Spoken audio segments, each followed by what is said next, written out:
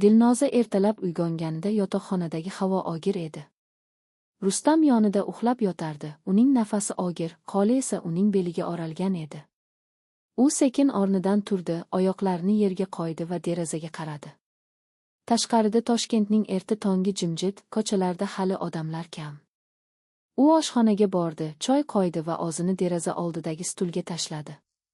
Bugun hammasi odatdagidek boshlanardi, lekin uning ichida allaqachon bir narsa qaynab turardi. 3 yil oldin uylanganlarida Rustam unga har kuni gul olib kelardi, kechqurunlarini birga o'tkazardi. Endi esa u kechqurun ishdan charchagan holda uyga kelib televizor oldida uxlab qolardi. Dilnoza o'zini yolg'iz his qilardi, garchi uyda 4 kishi yashasa ham. Olim ota, Rustamning otasi, hovlida o'tirib qog'oz o'qiyotgan edi. U 6 yil oldin xotinini yo'qotgan, shundan beri uyda yashardi. Madina, Rustamning singlisi, oshxonasida edi. U hali turmushga chiqmagan, lekin har kuni ishga ketardi. Dilnoza choyini ichib o'zini o'yladi. Kechaning o'zida olim ota bilan gaplashganlarida u uning qoliga tegib qolgan edi. Bu tasodifmi yoki ataylabmi, Dilnoza bilmasdi. Lekin o'sha tegish uning tanasida issiqlik qoldirgan edi. U buni yashirishga urinardi, lekin har safar olim ota unga qarab qolganida yuragi tezlashardi. Rustam uyg'onib oshxonaga kirdi. "Choy bormi?" deb so'radi.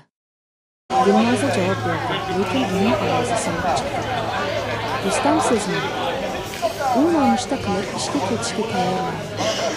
"Bugun kech qaytaman, yugurish bor" dedi. Dilnoza bosh egdi. U bilardiki, yugurish haqiqatan ham bor yoki yo'qligi mumkin emas. Rustam oxirgi oyda ko'pincha kech qaytardi. Ba'zida u telefonida noma'lum raqamlardan xabarlar olardi, lekin Dilnoza so'ramasdi. So'rasa janjal chiqardi. Olim ota ichkariga kirdi. "Dilnoza, bugun bozor kerak, sabzavot olish kerak" dedi. Uning ovozi past, lekin uning ko'zlari Dilnozaga uzoq qaradi. Dilnoza bosh irgadi. "Yaxshi, ota, men boraman." Madina ham chiqdi. "Men ham boraman, kerak narsalarim bor" dedi. Ular uchovlon chiqib ketishdi. Yo'lda Madina gapirdi. "Opa, sen oxirgi paytlarda o'zgargansan. Nima bo'lyapti?" Dilnoza jilmayib, "Hech narsa, charchaganman" dedi. Lekin Madina ishonmadi. U ham o'z sirlarini yashirardi. Bozorda Dilnoza sabzavot tanlab yurganida olim ota yoniga keldi. Ular birga yurishardi, Madina esa boshqa tomonga ketgan edi. Olim ota past ovozda dedi, kecha-kechasi uyda jimjit edi. "Sen uxlamadingmi?" Dilnoza uning gapini eshitib yuragi urib ketdi. "Uxladim" dedi, lekin ovozi titroq edi. Olim ota uning yelkasiga qo'lini qo'ydi, go'yo tasodifan. "Sovuq, ehtiyot bo'l." Ular uyga qaytishdi. Madina allaqachon kelgan edi. U ularning orasidagi jimjitlikni sezdi, lekin hech narsa demadi. Ertalab Madina Dilnozaga yaqinlashdi. "Opa, men kecha nima ko'rganimni bilasanmi?" dedi. Dilnoza qotib qoldi. "Nima?" Madina jilmayib, "Hech narsa. Lekin ehtiyot bo'l. Otam yolg'iz, sen ham." Lekin Rustam bilib qolsa, u gapini tugatmadi. Dilnoza tushundi. Madina tahdid qilayotgan edi. Lekin nima uchun? Madina o'zi ham sir saqlardi. U oxirgi 2 oyda Rustam bilan yashirincha uchrashardi. Ishdan keyin shahar chetidagi kichik mehmonxonada. Rustam unga aytgan edi, "Dilnoza meni tushunmaydi. Sen tushunasan." Madina esa akasining xotiniga hasad qilardi, chunki Dilnoza go'zal edi, oilada hurmat qilinardi. Endi esa u o'zining ham ishi borligini bilib, o'zini himoya qilishga qaror qildi. Kunlar o'tdi. Dilnoza va olim ota yashirincha uchrashardi. Ba'zida ertalab hamma uxlayotganda, ba'zida kechqurun Rustam ishda bo'lganda. Ular qo'rqishardi. Har safar eshik ochilganda yuraklari to'xtab qolardi. Bir kuni ular olim otaning xonasida edilar. Eshik to'satdan ochildi. Madina turardi. U jilmayib, "Davom etinglar" dedi. Keyin eshikni yopib ketdi. Dilnoza qo'rqib ketdi. "U bilibdi" dedi. Olim ota uni tinchlantirdi. U hech narsa demadi. Men bilaman. Lekin Dilnoza ishonmadi. Madina o'z rejasini boshladi. U Rustamga xabar yubordi. Bugun kechqurun uchrashadi. Muhim gapim bor. Ular uchrashdilar. Madina aytib berdi, sening xotining otam bilan. Rustam avvaliga ishonmadi. Keyin g'azablanib, yolg'on dedi. Madina telefonini ko'rsatdi. U kecha suratga olgan edi. Dilnoza va Olim ota quchoqlashib turgan. Rustamning yuzi oqardi. Nima qilaman deb so'radi. Madina jilmayib qasos. Lekin sekin. Men yordam beraman. U o'zining ham ishi borligini yashirdi. Rustam endi faqat qasos haqida o'ylardi. Rustam uyga qaytib odatdagidek o'zini tutdi. Lekin kechasi u uxlamadi. U Dilnozaga yaqinlashdi, uni quchoqladi, lekin ichida nafrat bor edi. Ertasi kuni u Olim otaga yordam berishni taklif qildi. Ular hovlida ishlashardi. Rustam sekinasta otasiga savollar berdi. Otam, sen yolg'izlikni his qilasanmi? Olim ota javob berdi, ba'zan. Rustam hech narsa demadi, lekin rejasini tuzardi. Bir hafta o'tdi. Dilnoza va Olim ota yana uchrashdilar. Bu safar ular shahar chetidagi eski uyda edilar. U yerda hech kim yo'q edi. Ular o'zlarini erkin his qilishdi. Lekin tashqarida Madina va Rustam kutib turishardi. Ular kelishib olishgan edi. Madina eshikni ochib ichkariga kirdi. Rustam esa orqada turdi. Dilnoza va Olim ota qotib qolishdi. Madina kulib, davom etinglar, men tomosha qilaman, dedi. Keyin u telefonini chiqarib, video olishni boshladi. Rustam ichkariga kirdi. U otasiga qaradi. Otam, uning ovozi titroq edi. Olim ota hech narsa demadi. Dilnoza yig'lab yubordi. Rustam, kechirasiz. Rustam g'azab bilan oldinga yugurdi, lekin Madina uni ushlab qoldi. Hali emas, dedi. Avval ularni to'liq ushlaymiz. Ular chiqib ketishdi, lekin video allaqachon olindi. Dilnoza va Olim ota uyga qaytishdi. Ular nima bo'lishini bilmasdilar. Qo'rquv ularni ezardi. Har eshik ochilganda, har telefon jiringlaganda yuraklari to'xtab qolardi. Ertasi kuni Rustam ishga ketmadi. U uyda qoldi. Olim ota bilan gaplashdi. Otam, men hamma narsani bilaman. Olim ota boshini pastga tushirdi. Kechirasiz, o'g'lim. Rustam jilmayib, kechiraman. Lekin shartim bor. U shartini aytib berdi. Dilnoza uydan chiqib ketadi, lekin oldin u o'zini pastga tushiradi. Olim ota rozi bo'ldi, chunki boshqa chiqish yo'li yo'q edi. Dilnoza buni eshitib yig'ladi. Lekin u ham o'z rejasini tuzardi. U bilardiki, Madina ham toza emas. Dilnoza sekinasta Madinani kuzata boshladi. Bir kuni u Madinani kuzatib mehmonxonaga bordi. U yerda Madina va Rustamni ko'rdi. Ular o'qishib turishardi. Dilnoza suratga oldi. Endi uning qo'lida dalil bor edi. U uyga qaytib Olim otaga ko'rsatdi. Endi tengmiz, dedi. Olim ota hayron bo'ldi. Nima qilamiz? Dilnoza jilmayib, qasos. Lekin bu safar ularni qo'rqitamiz. Ular reja tuzdilar. Dilnoza Madinaga xabar yubordi, men bilaman. Uchrashaylik. Madina keldi. Dilnoza suratni ko'rsatdi. Madina qotib qoldi. Nima xohlaysan? Dilnoza dedi, Rustamni tark et. Va otam bilan meni tinch qo'y. Madina rozi bo'ldi, lekin ichida g'azab bor edi. U yana reja tuzardi. Kunlar o'tdi. Oilada jimjitlik hukm surardi. Har kim o'z sirini yashirardi. Lekin qo'rquv hech qachon yo'qolmadi. Bir kuni kechasi hamma uxlayotganda eshik taqillatildi. Tashqarida noma'lum odam turardi. U xat uzatdi va ketdi. Xatda yozilgan edi, men hamma narsani bilaman. Pul to'lamasangiz hammaga aytaman. Endi qo'rquv yanada kuchaydi. Kim yozgan edi? Qo'shni, do'st yoki oilaning o'zidan biri? Rustam xatni o'qib gazablandi. U oilani yigib kim qildi deb so'radi. Hech kim javob bermadi. Dilnoza o'zini tinch tutdi, lekin ichida u bilardi, bu Madinaning ishi edi. Madina esa o'zini himoya qilish uchun boshqa odamni ishlatgan edi. Endi ular bir-birlarini ayblashardi. Olim ota jim o'tirardi. U o'zining aybini his qilardi. Keyingi kunlarda oila a'zolari bir-birlaridan yiroqlashdilar. Rustam kechqurun uyga kelmasdi. Madina ishga ketib kech qaytardi. Dilnoza va olim ota yana uchrashardi, lekin endi qo'rquv bilan. Ular har safar balki bugun ushlanarmiz deb o'ylashardi. Bir kuni ular bog'da edilar. To'satdan Rustam paydo bo'ldi. U ularni ko'rib jilmayib davom etinglar. Men allaqachon bilaman dedi. Keyin u chiqib ketdi. Lekin bu safar u hech narsa qilmadi. U kutardi. Madina ost tomondan harakat qildi. U Dilnozaga zahar solishni rejalashtirdi. Kichik dozalar bilan sekin. U choyga qo'shardi. Dilnoza sekin kasal bo'la boshladi. Bosh og'rigi, ko'ngil aynishi. Olim ota tashvishlandi.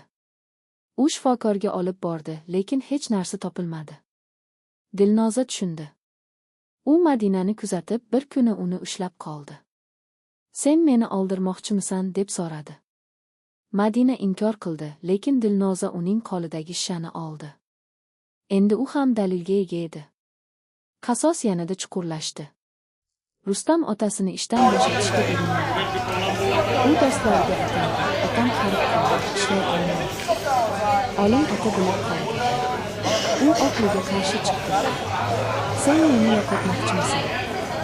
Rustam jilmayib yo'q ota. Lekin sen mening xotinimni olding. Ular janjallashdilar. Madina oraga tushdi. Tinchlaninglar. Lekin hech kim tinchlanmadi. Bir kuni kechasi hamma uyda edi. To'satdan elektr o'chdi. Qorong'ulik. Kimdir eshikni ochdi.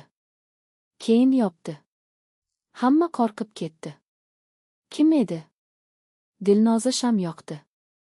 Ular bir-birlariga qarashdi. Hech kim yo'q edi. Lekin stol ustida yangi xat bor edi. Sizlarning o'yinlaringiz tugadi. Men hamma narsani bilaman. Ertaga kechqurun bog'da uchrashamiz. Aks holda hatto oilaning barcha sirlari yozilgan edi. Endi qo'rquv eng yuqori darajaga yetdi. Kim bu odam? Ularning hayoti xavf ostida edi. Ertasi kuni ular bog'ga bordilar. Kechqurun. Havo sovuq edi. Ular kutishdi. Hech kim kelmadi. Keyin to'satdan bir odam paydo bo'ldi. U niqobli edi. Men sizlarning qo'shningizman. Yillar davomida kuzatdim. Endi to'lang yoki hammaga aytaman. Ular pul to'lashga rozi bo'lishdi. Lekin bu faqat boshlanish edi. Odam har oy kelardi. Qo'rquv doimiy bo'ldi. Oilada ishonch butunlay yo'qoldi. Har kim o'zini himoya qilardi. Dilnoza olim otaga dedi, biz qochib ketaylik. Olim ota rozi bo'ldi. Ular yashirincha tayyorgarlik ko'rdilar. Lekin Madina bilib qoldi. U Rustamga aytib qo'ydi. Rustam ularni ushlab qoldi. Qayerga ketasizlar deb so'radi. Ular janjallashdilar. Bu safar jismoniy to'qnashuv bo'ldi. Rustam otasini itarib yubordi. Olim ota yiqildi. Dilnoza yiglab to'xtang deb baqirdi. Madina kulib turardi. U hamma narsani nazorat qilayotgandek edi. Lekin twist keldi. Olim ota o'rnidan turib men ham sir saqlayman dedi. U Madinaning bolaligidagi bir voqeani eslatdi. Madina yoshligida bir jinoyat qilgan edi, qo'shni qizni urib yashirgan. Olim ota buni bilardi, lekin hech kimga aytmagan. Endi u tahdid qildi. Madina qotib qoldi. Otam, uning ovozi titroq edi. Endi u ham qo'rqardi. Rustam bu gapni eshitib hayron bo'ldi. Nima? Olim ota hamma narsani aytib berdi. Oilada yangi sir ochildi. Endi hamma bir-birini ushlab turardi. Hech kim chiqib keta olmasdi. Qo'rquv yanada kuchaydi. Har kuni yangi tahdid, yangi yolg'on. Kunlar o'tdi. Ular yashashni davom ettirdilar, lekin har biri o'z rejasini tuzardi. Dilnoza sekinasida Rustamni zaharlashni o'yladi. U Madinadan o'rgangan edi. Kichik dozalar. Rustam sekin kasal bo'la boshladi. U shifokorga bordi, lekin hech narsa topilmadi. U shubhalana boshladi. Kimdir meni o'ldirmoqchi dedi. U kuzata boshladi. Bir kuni u Dilnozani ushlab qoldi. Sen deb so'radi.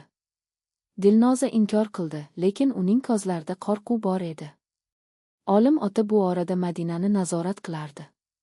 U unga aytardi, agar biror narsa qilsang, bolalikdagi ishingni aytaman. Madina itoat qilardi, lekin ichida gazab to'planardi. U tashqi yordam izlardi. Eski do'stiga xabar yubordi. Yordam kerak. Oilam meni ezmoqda. Do'st keldi. U tashqi kuzatuvchi edi. Endi u ham o'yinning bir qismiga aylandi. Bir kuni kechasi do'st uyga keldi.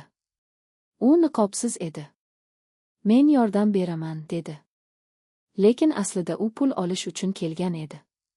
U hamma narsani bilib oldi va yana tahdid qildi. Endi oila ikki tomondan bosim ostida edi.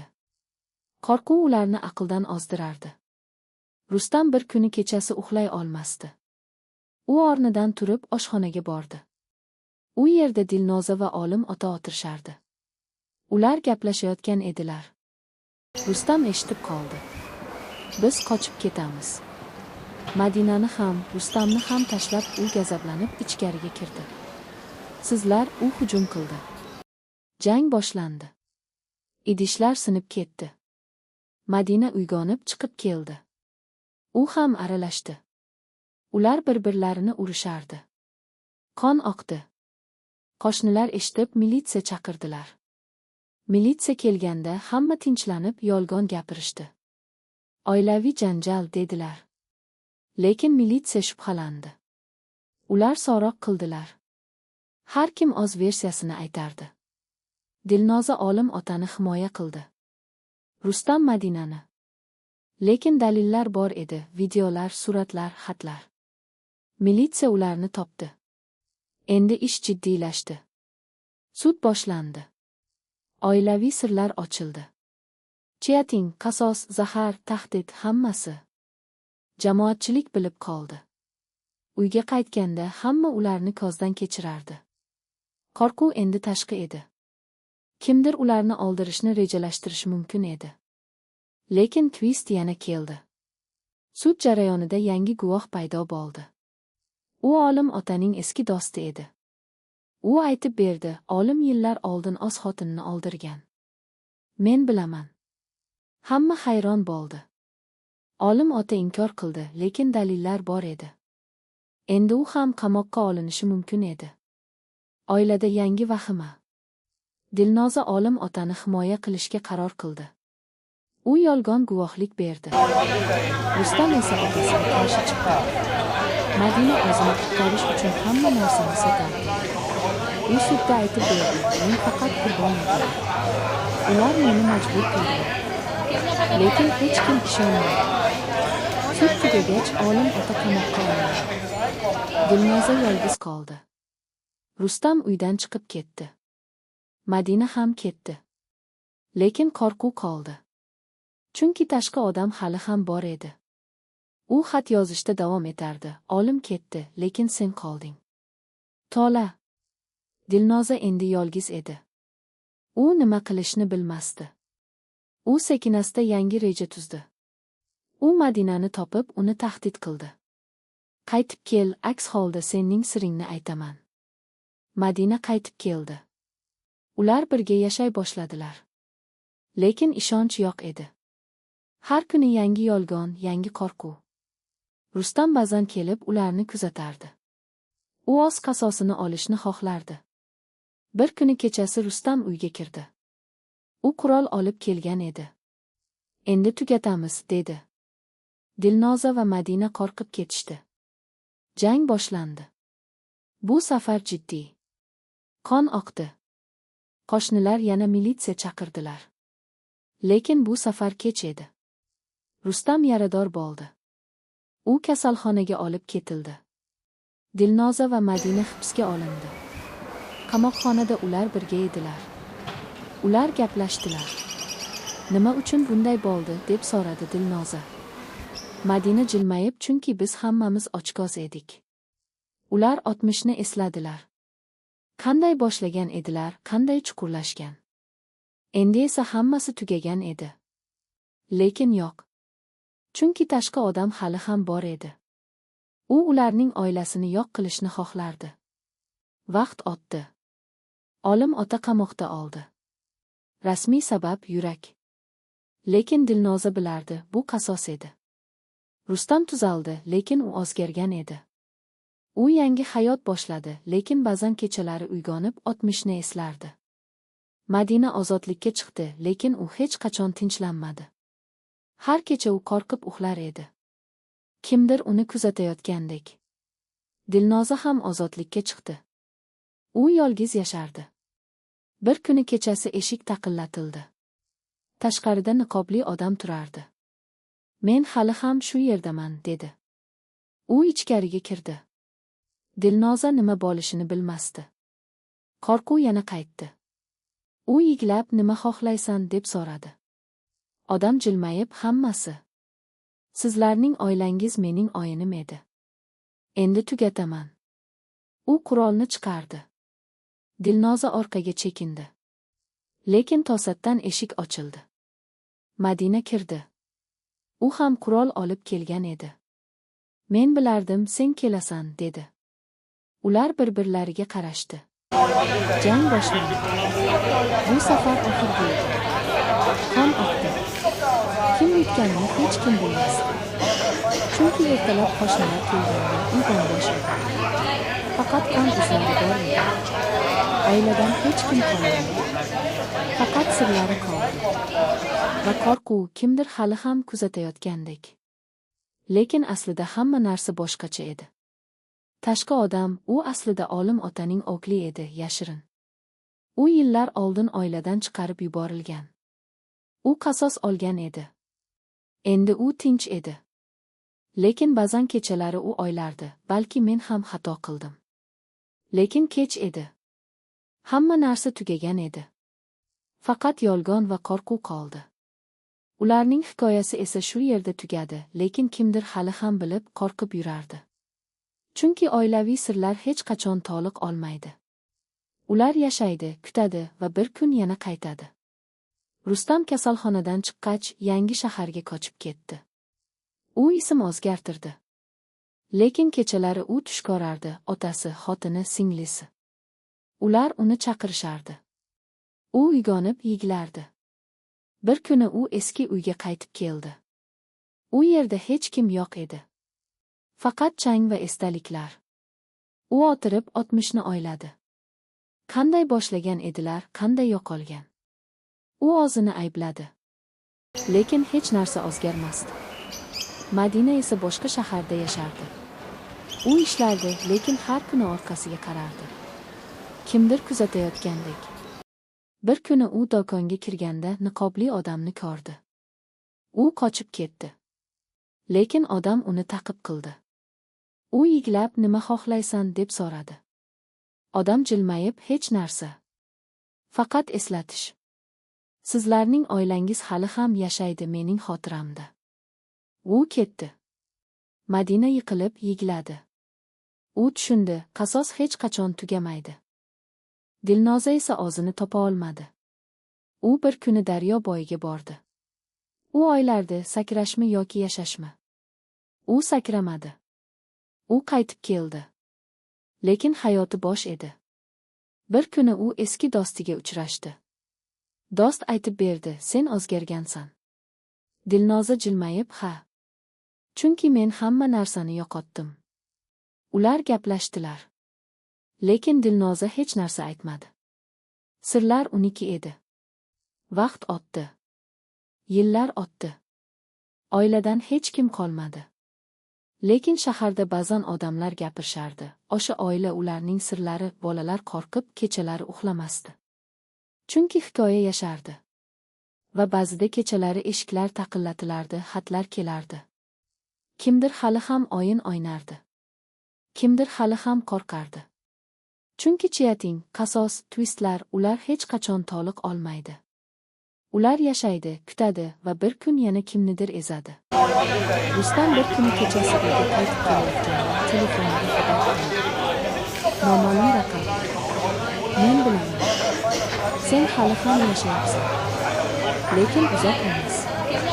U to'xtab qoldi. Yuragi urib ketdi. U atrofga qaradi. Hech kim yo'q edi. Lekin qo'rquv qaytdi. U yugurib uyga kirdi.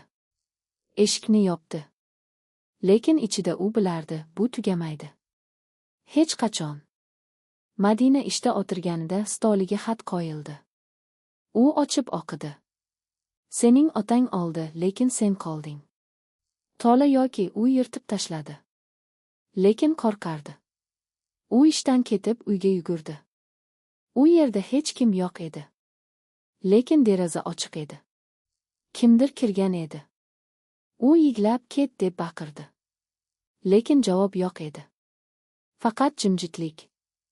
Dilnoza esa bir kuni kechasi uyg'ondi. Eshik taqillatilardi. U ochdi. Tashqarida hech kim yo'q edi. Faqat xat. U o'qidi. Hammasi tugadi deb o'yladingmi? Yo'q. Men hali shu yerdaman. Va sen bilan o'ynayman. U xatni yondirdi. Lekin olov ichida u o'tmishni ko'rdi, olim oti Rustam, Madina. Ular kulib turishardi. U yigladi. Chunki tushundi, bu o'yin hech qachon tugamaydi. Ular olgan bo'lsa ham sirlari yashaydi. Va qo'rquv u abadiy. Shunday qilib ularning hikoyasi davom etardi. Har kuni yangi tahdid, yangi yolg'on, yangi qo'rquv. Kimdir hali ham kuzatardi. Kimdir hali ham qasos olardi. Va oilaning a'zolari ular olgan yoki yashagan bo'lsa ham hech qachon tinchlanmasdi. Chunki Chiating bilan boshlangan o'yin qasos bilan davom etgan, twistlar bilan chuqurlashgan, u abadiy edi. Va qo'rquv u eng kuchli edi. Ular hech qachon erkin bo'lmasdi. Hech qachon. Rustam yangi shaharda ish topdi. U oddiy hayot kechirardi. Lekin bir kuni ishdan qaytayotganda eski tanishini ko'rdi. U niqobsiz edi. "Salom, Rustam", dedi. Rustam qotib qoldi. "Sen?" Odam jilmayib, "Men sening oilangni yo'q qildim. Endi sening navbating." U ketdi. Rustam yugurib ketdi, lekin odam yo'qolgan edi. U uyga kelib eshikni qulfladi. Lekin tunda u eshitdi, eshik taqillatilardi. U ochmadi. Lekin taqillash davom etdi. Tong otguncha. U uxlamadi. Qo'rquv uni ezdi. Madina yangi ish topdi. U sekin tinchlanayotgandek edi. Lekin bir kuni uyga qaytib kelganda ichkarida odam turardi. "Men seni kutardim", dedi. Madina yiglab, "Nima xohlaysan?" Odam jilmayib, "Hammasi. Sen o'ynading, endi to'la." U qurolni chiqardi. Madina orqaga chekindi. Lekin to'satdan u o'zini himoya qildi. Jang boshlandi. Bu safar Madina yutdi. Odam yiqildi. U qochib ketdi. Lekin bilardi, bu tugamaydi. Yana kimdir keladi. Dilnoza esa o'zini topishga urindi. U yangi shaharga ko'chdi. Yangi ism oldi. Lekin bir kuni kechasi tush ko'rdi, olim ota uni chaqiryapti. U uyg'onib yigladi. Keyin eshik taqillatildi. U ochdi. Tashqarida hech kim yo'q edi. Faqat xat. "Sen qochding, lekin men topaman. Har doim." U xatni yondirdi. Lekin ichida u bilardi, bu o'yin abadiy. Ular hech qachon erkin bo'lmasdi. Chiating, qasos, twistlar, qo'rquv ular bir-biriga bog'langan edi. Va oilaning hikoyasi u hech qachon tugamasdi. Kimdir hali ham yashardi, kuzatardi va kutardi. Keyingi qurbonni. Vaqt o'tdi. Yillar. Lekin shaharda ba'zan kechalari eshiklar taqillatilardi. Xatlar kelardi. Odamlar qo'rqib gapirishardi. O'sha oila ularning sirlari hali ham yashaydi. Bolalar onalariga yopishib uxlamasdi. Chunki hikoya tirik edi. Va kimdir u hali ham o'yin o'ynardi. Kimdir hali ham qo'rqardi. Chunki bunday o'yinlar hech qachon tugamaydi. Ular yashaydi, avloddan avlodga o'tadi va bir kun yana kimnidir ezadi. Rustam bir kuni kechasi o'z uyida o'tirganida telefon jiringladi. Noma'lum raqam. U ko'tardi. Salom, Rustam. Men hali shu yerdaman.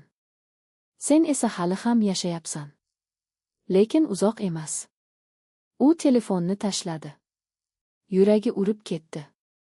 U atrofga qaradi. Deraza ochiq edi. Kimdir kirgan edi. U yugurib eshikni yopdi. Lekin ichida u bilardi, bu tugamaydi. Hech qachon. Madina ishda o'tirganida stoliga yangi xat qo'yildi. U ochib o'qidi. Sen oldirding, lekin men yashayman. Tola yoki u yirtib tashladi. Lekin qo'rqardi. U ishdan ketib uyga yugurdi. U yerda hech kim yo'q edi. Lekin deraza ochiq edi. Kimdir kirgan edi. U yiglab ket deb baqirdi. Lekin javob yo'q edi. Faqat jimjitlik va qo'rquv. Dilnoza esa bir kuni kechasi uyg'ondi. Eshik taqillatilardi. U ochdi. Tashqarida hech kim yo'q edi. Faqat xat. U o'qidi. Hammasi tugadi deb o'yladingmi? Yo'q. Men hali shu yerdaman. Va sen bilan o'ynayman. U xatni yondirdi. Lekin olov ichida u o'tmishni ko'rdi. Olim ota Rustam, Madina. Ular kulib turishardi. U yig'ladi. Chunki tushundi, bu o'yin hech qachon tugamaydi. Ular olgan bo'lsa ham sirlari yashardi. Va qo'rquv u abadiy. Shunday qilib ularning hikoyasi davom etadi. Har kuni yangi tahdid, yangi yo'llar, yangi qo'rquv. Kimdir hali ham kuzatardi. Kimdir hali ham qasos olardi. Va oilaning a'zolari ular olgan yoki yashagan bo'lsa ham hech qachon tinchlanmasdi. Chunki Chiyating bilan boshlangan o'yin qasos bilan davom etgan, twistlar bilan chuqurlashgan, u abadiy edi. Va qo'rquv u eng kuchli edi. Ular hech qachon erkin bo'lmasdi. Hech qachon.